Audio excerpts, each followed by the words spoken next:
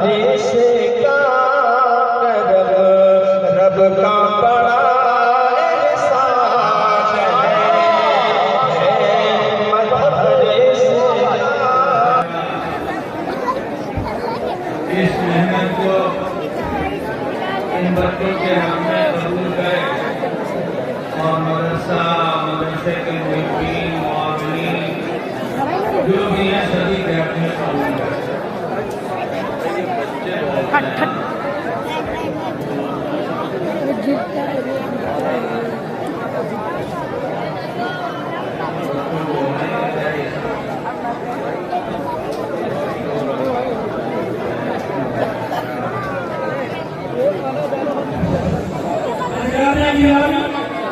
خاموشی کی یاد فرمائے والا کا بیان ہو رہا ہے، ہم تمام باتوں سے گزارش کریں گے خاموش ہے۔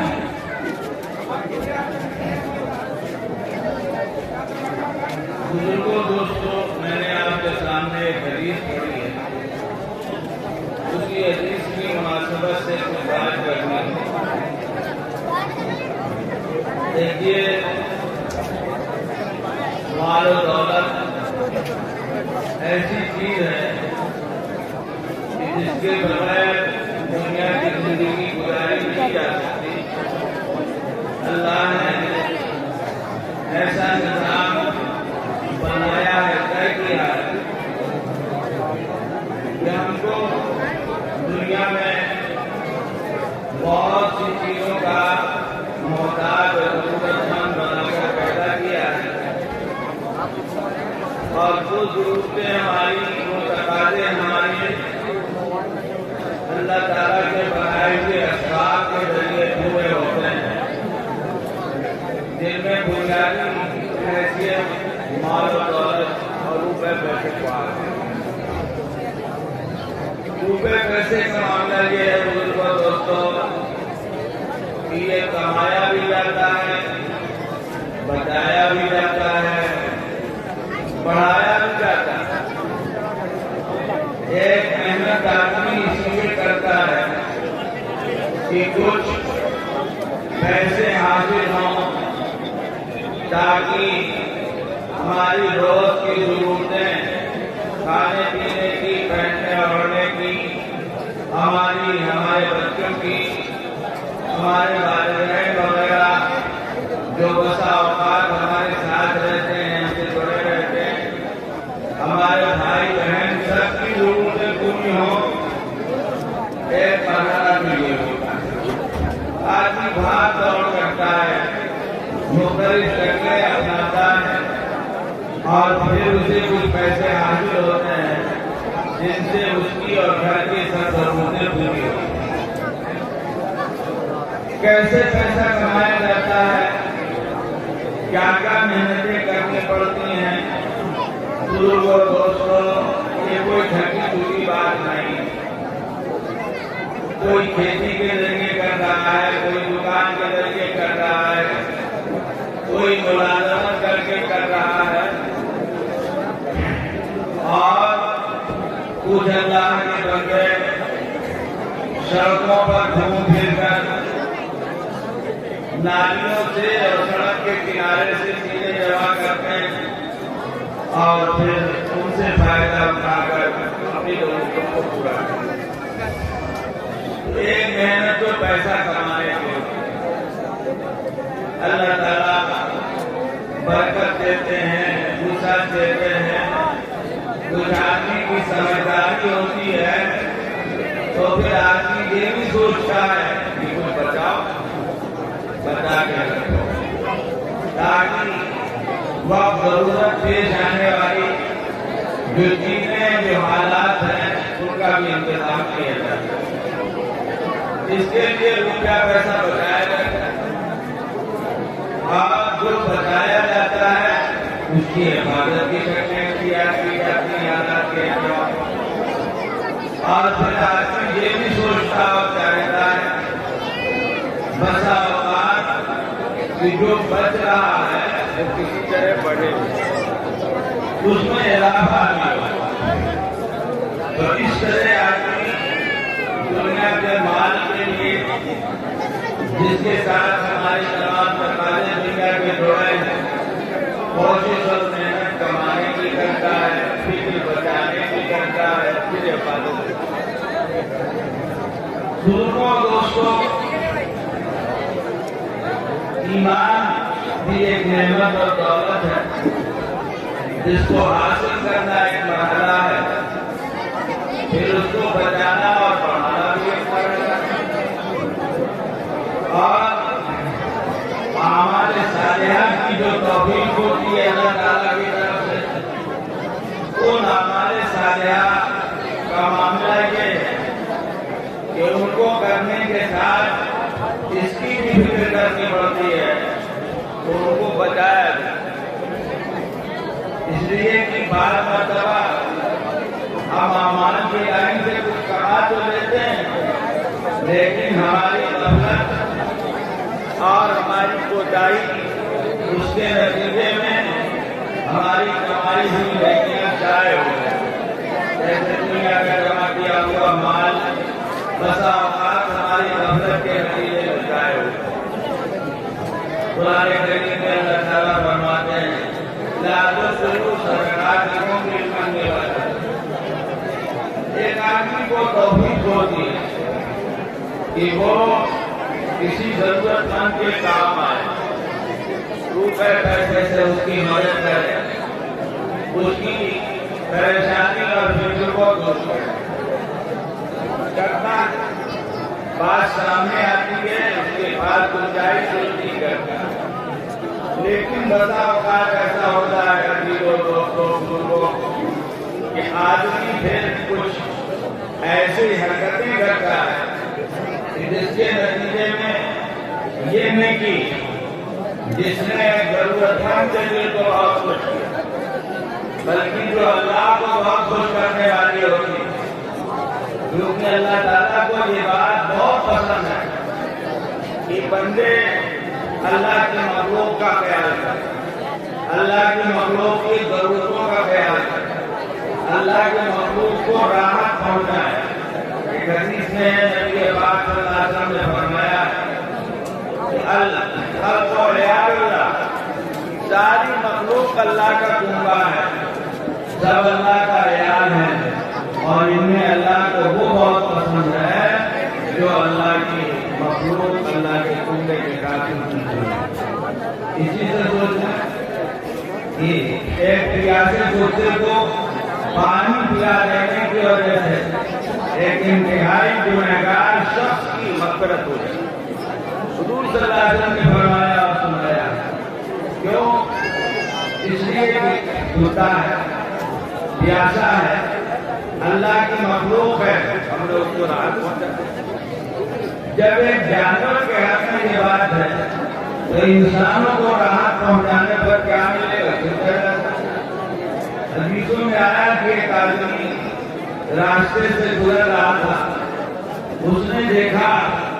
کہ راستے میں کانٹا پڑا ہے یا کسی درخت کی ٹہنی ہے جو کانٹے والی،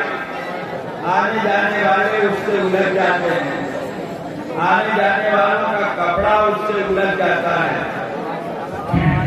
پیر میں کانٹے چبھ سکتے ہیں،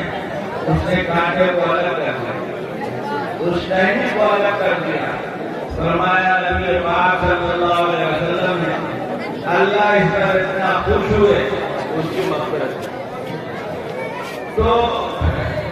اللہ تو ایسے کاموں سے خوش ہوتے ہیں، لیکن بندہ بسا اوقات ایسے کاموں کو کرنے کے بعد ضائع کر دیتا ہے۔ کیسے ضائع کرتا ہے؟ ایسے ضائع کرتا ہے کہ جس کے ساتھ کوئی شروع کیا اس پر احسان جتلاتا ہے، اس کو پریشان کرتا ہے، اس کو تکلیف پہنچاتا ہے، بہت ایسا ہوتا ہے۔ بھول گئے ہم نے تمہارے ساتھ کیا کیا، یاد نہیں رہا تم ہمارے پاس آئے تھے، ہم نے تم کو کیا دیا تھا، یہ صدقات کی پوری ماننے والا۔ جن کو دوستوں نیکی چھوٹی بڑی جو بھی ہو، کوئی انسان جب کرتا ہے تو میں اللہ کی توفیق سے کرتا ہوں، اپنی طرف سے کچھ نہیں کرتا۔ یہ تو ایک خیال کیا ہے، ایک گمراہی ہے کہ آدمی یہ سوچے کہ میں نے یہ کیا اور میں نے وہ کیا۔ جو کچھ ہوتا ہے اللہ کے فضل سے، اس کی توفیق سے ہوتا ہے، چاہے دسیوں بار حج کرے آدمی۔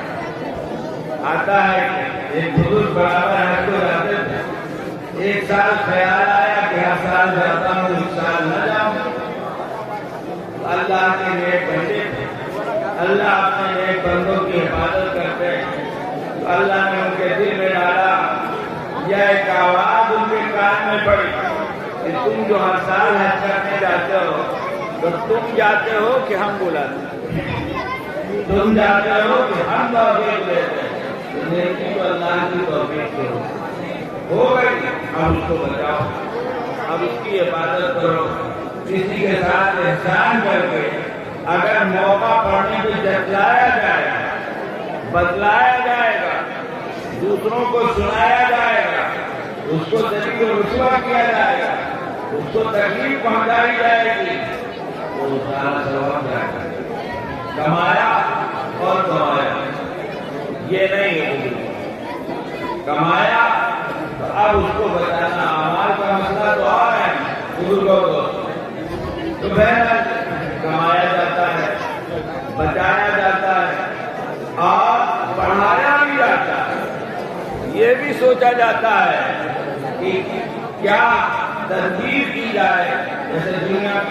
کہ پیسہ جو ہے ہمارے پاس محدود ہو بڑھے، ایسے ہی کیا تدبیر ہو کہ ہماری نیکیاں بڑھیں، ان میں اضافہ ہو۔ میں نے جو حدیث پڑھی ہے، اس حدیث میں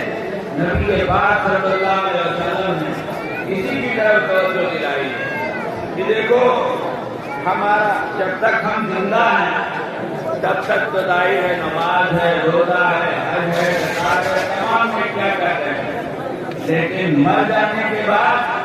پھر اب ایک نماز کا اضافہ ہمارے نام اعمال میں نہیں ہوگا، ایک روزے کا اضافہ نہیں ہوگا، کسی نیکی کا اضافہ نہیں ہوگا، بند چلنا پھرنا ہمارا زمین پہ بند ہوا، کھانا پینا بند ہوا تو اعمال پہ بند ہو گئے۔ لیکن فرمایا نبی پاک صلی اللہ علیہ وسلم کہ بعض اعمال ایسے ہیں کہ آدمی اگر اپنی زندگی میں کر جاتا ہے تو مرنے کے بعد اس کے لیے جو ثواب کا سلسلہ جاری ہے۔ یہ وہ اعمال ہیں بنیادی طور پر بزرگوں دوستوں کہ آدمی ایک شکل بناتا ہے، وہ شکل اس کے بعد باقی رہتی ہے اور پھر دنیا اس سے فائدہ ہوتا ہے۔ وہ دنیا کا بھی فائدہ ہو سکتا ہے اور دین کا فائدہ بھی ہو سکتا ہے۔ تو کوئی آدمی اگر اس قسم کا کوئی کام کر جائے تو مرنے کے بعد اب اعمال تو مزید نہیں کرتا، لیکن اس عمل کی وجہ سے اس کا جو ثواب میں اضافہ ہوتا ہے۔ جیسے ابھی آپ نے سنا مسجد بنا دی، اب نماز اس میں پڑھی جا رہی ہے، جب تک نماز پڑھی جائے گی 100-200 سال جتنے لوگ نماز پڑھیں گے، جس نے مسجد بنائی ہے، جس لوگوں نے بنائی ہے، سب کو ثواب ہے۔ کنواں کھودوا دیا، پانی کی کوئی شکل بنا دی، ہال بنا دیا، پرانے زمانے میں ہوتا تھا، تالاب بنا دیا، مسافروں کے ٹھہرنے کی جگہ بنا دی، اسپتال بنا دیا، پرانے زمانے میں یہ سب ہوتا تھا اور آج بھی اس طرح کی شکلیں پائی جا رہی ہیں۔ تو اب جو فائدہ اٹھاتا رہے گا جو انسان، اور جب تک یہ شکل رہے گی جب تک اس کو جو ثواب ملتا ہے۔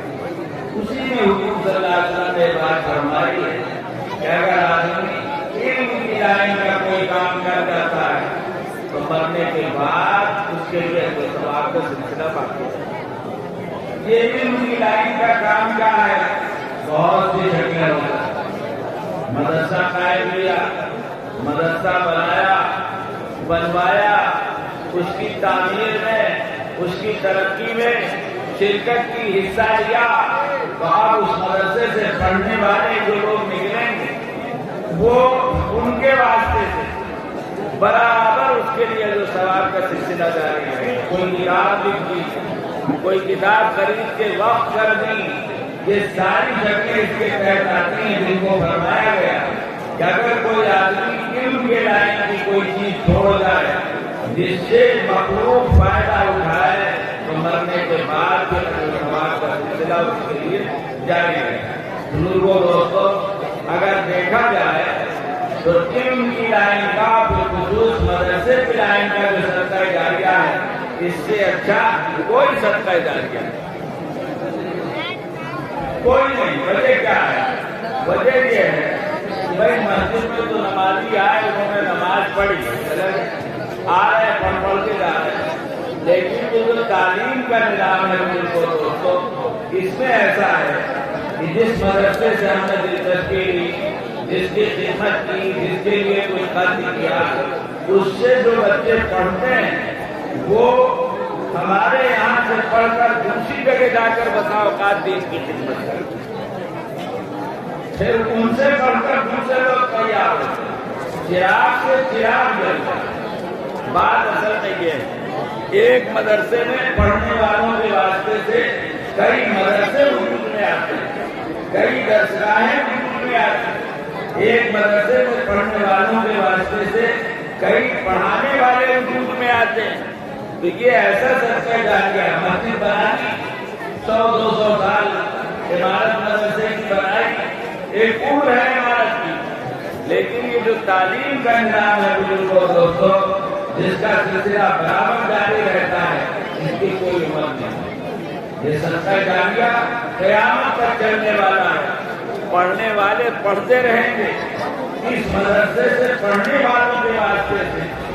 اور جو ثواب کا سلسلہ نظام کرتے ہیں، اس سے اچھا کوئی صدقہ جاریہ۔ اور تیسری چیز جو حضور اکرم صلی اللہ علیہ وسلم نے فرمائی ہے وہ ہے آدمی نیک لڑکا چھوڑ جائے،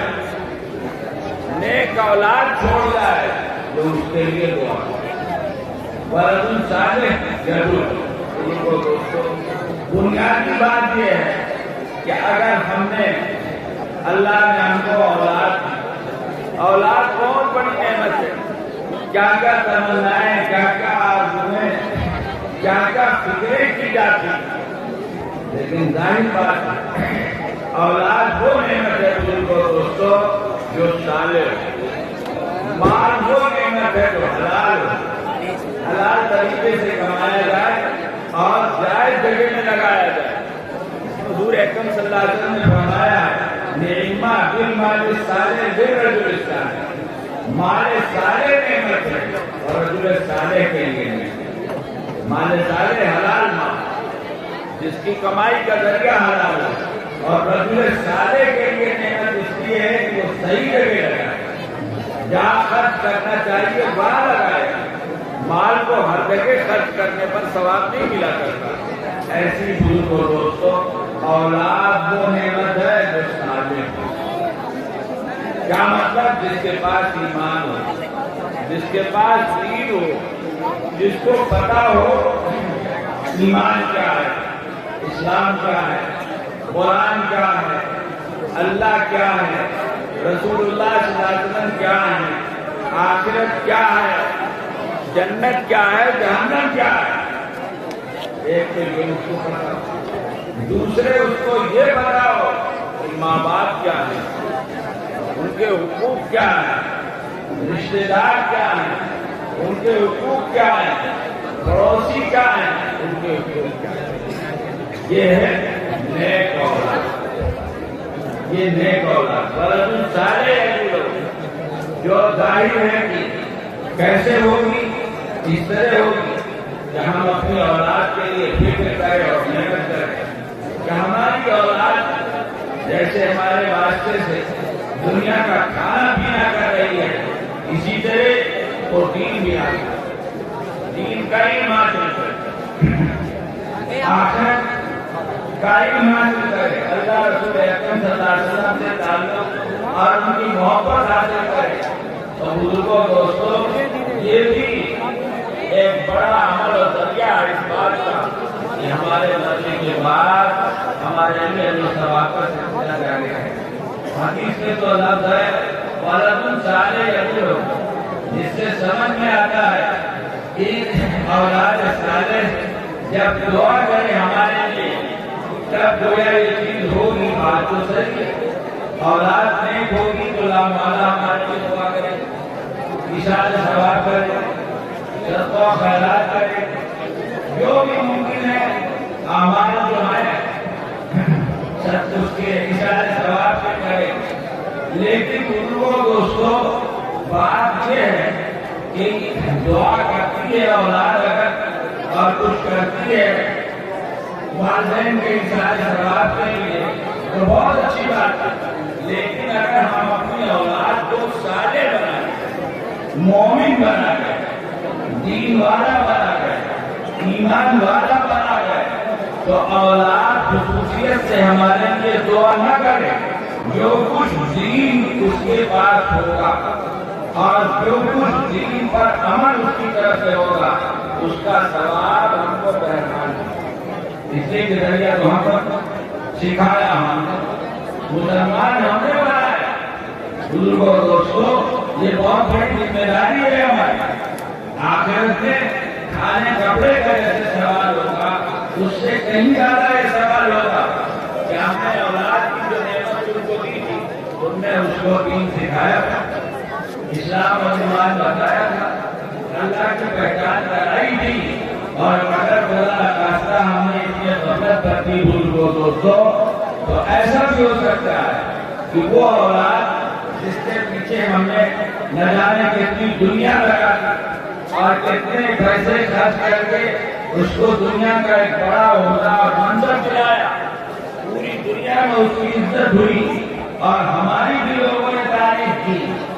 لیکن دین نہیں سکھایا تو کل اللہ کے حضور میں ہماری اولاد ہمارا دامن پکڑ سکتی ہے، ہمارا دامن پکڑ سکتی ہے۔ انہوں نے بتایا واقعات آئے صحابہ حضرت عمر وغیرہ کے ساتھ بلکہ نبی پاک صلی اللہ علیہ وسلم کے سامنے بھی مقدمے آئے جن میں یہ بات آئی ہے، باپ نے شکایت کی ہے تو بیٹا کہہ رہا ہے کہ ان سے زندگی جو ہے تو کیا سکھایا کیا۔ آج اولاد سے ہم چاہ رہے ہیں کہ اولاد ہمارا خیال کرے، ہمارا حق ادا کرے، تو سوال یہ ہے کہ ہم نے کیا اولاد کا حق ادا کرا، اولاد پر ہمارا حق ہے ہماری خدمت کرے، اور ہم پر اولاد کا حق ہے کہ ہم اولاد کی اچھی تربیت کریں۔ نبی پاک صلی اللہ علیہ وسلم نے فرمایا اولاد کے تین حق ہیں، پہلا حق ہے اچھا نام رکھنا، دوسرا حق ہے اچھی تربیت کرنا، تیسرا حق ہے شادی کی عمر ہو جائے شادی کرنا، اور ایک